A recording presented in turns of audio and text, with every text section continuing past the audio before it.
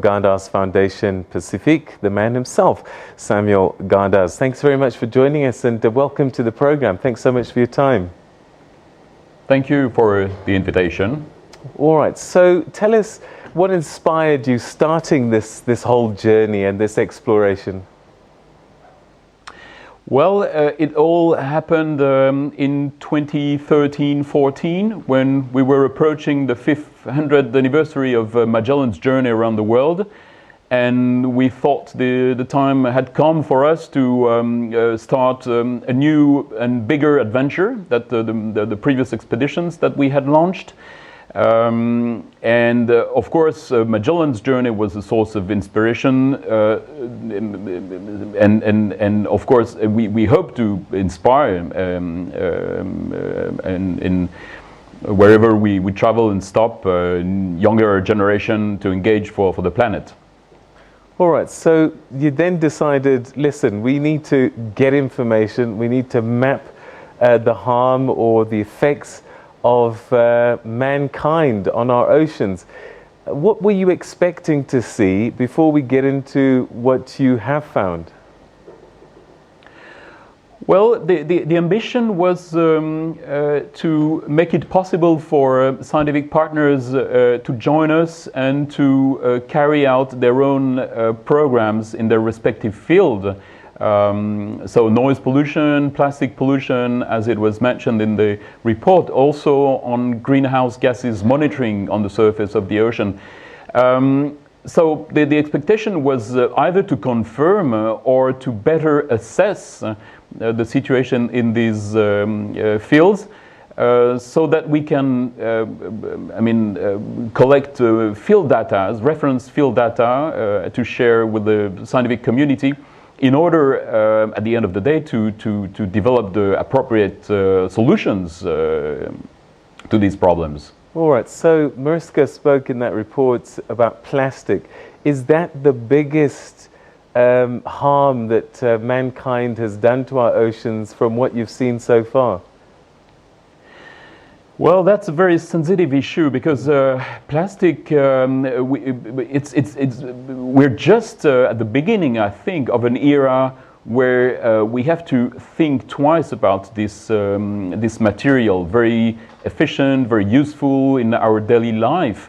The problem is that we have no idea about how it degrades and how it interferes with the environment and at the end with the human body. So I'm afraid we're at the beginning of a long and difficult process to really rethink our relationship with this material.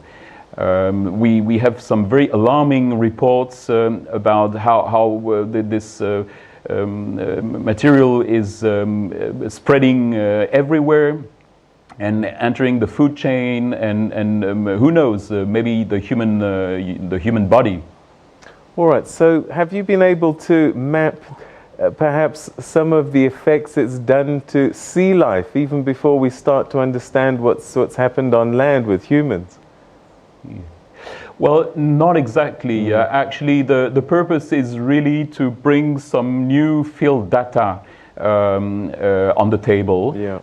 We're at this stage, at least through our partnership on this kind of mission to really have a better understanding, mapping in a sense, assessing in terms of quantity, in terms of quality, but it's just a tiny drop of what should be made and carried out on a much more global and significant way throughout the world, just to better understand what is at stake. We also heard about the whales and noise pollution.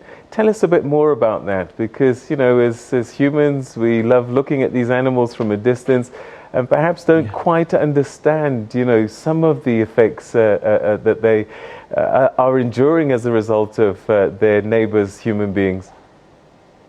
Yes, that's very interesting, because I would start, if you allow me, with a very short anecdote. Some 50 years ago, the very well-known Commandant Cousteau produced a documentary called The World of Silence. It was released in 1956, and at that time we thought simply that the oceans were the world of silence, just because we didn't have the technology to listen to what's going on. And 50 years later, we're just discovering that the human activity produces a huge amount of noise, a wide variety of frequencies with different effects, either on the hearing capacities of animals such as whales, but also probably fishes and the whole ecosystem.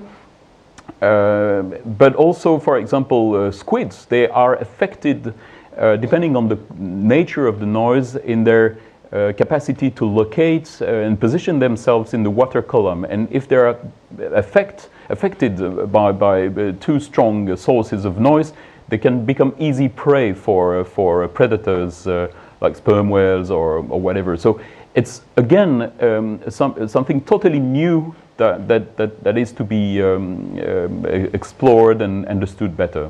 All right. I saw recently a story about how parts of Nigeria are losing a lot of their coastline as a result of global warming.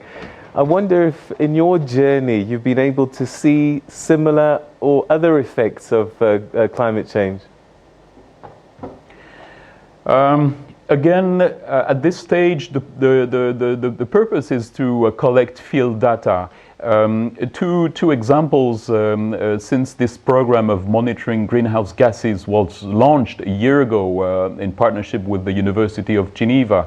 There are two main news that have been identified, if I may say so. First is the role of the Indian Ocean that we've just crossed as not only a sink for carbon dioxide, but also for methane. And this is quite interesting to reassess the role of the oceans in the global carbon cycle. The other thing was interesting and quite significant concentrations of both carbon dioxide and methane in waters affected by human activity, so near cities, in shallow waters, with huge differences between, for example, cities in the Philippines and Singapore, where the concentrations were quite lower, which seems to indicate that proper management can really have an impact, a positive impact, on these concentrations. What would you say have been the most notable things that you've seen on the African coastline? Unfortunately, it's a bit early to share these observations, but fortunately our scientific partners will come to Cape Town in January, right, once the boat moves to Waterfront. And by then, most probably they'll have some more focused results regarding South Africa. If I'm not mistaken, the concentrations of methane and carbon dioxide in Durban were quite high. But okay, again, still too early. Should rely on their expertise to better answer your question. All right, give us a sense of timing then. When will this voyage finish, and then what will be the next step? Yes. So first of all, maybe unless you had the intention to ask me, the boat will be at Waterfront in January, so that we can welcome public and visitors on board. From the 3rd to the 24th of January, we'll have a wide range of public events to share the spirit of the expedition, the achievement. Back to your question, by mid-February, the boat will set sail again north towards St. Helena and then Dakar. And as you mentioned in the report, the journey will end in Seville on the 6th of September next year.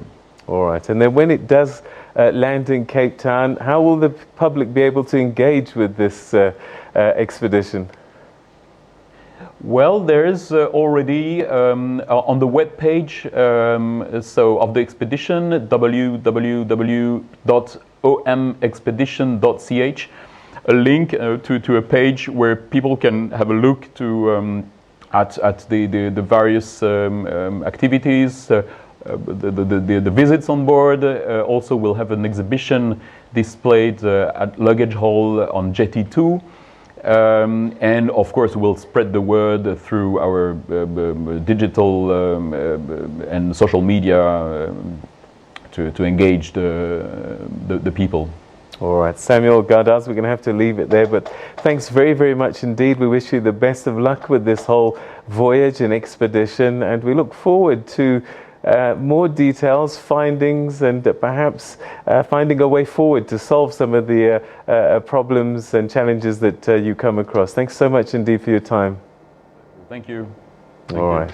Okay, so that was Samuel Gardaz from the Samuel Gardaz Foundation Pacifique, which is doing a lot of work mapping out, particularly around the world's coastlines, the effect that we're having living with our neighbors, sea life and the sea, and all sorts of things like climate change and what effect that's having. And some of this may probably be feeding back into our system, things like plastics. Anyway, more on that, and don't forget, if you're in Cape Town in January, you can experience that firsthand for yourself. Palesa?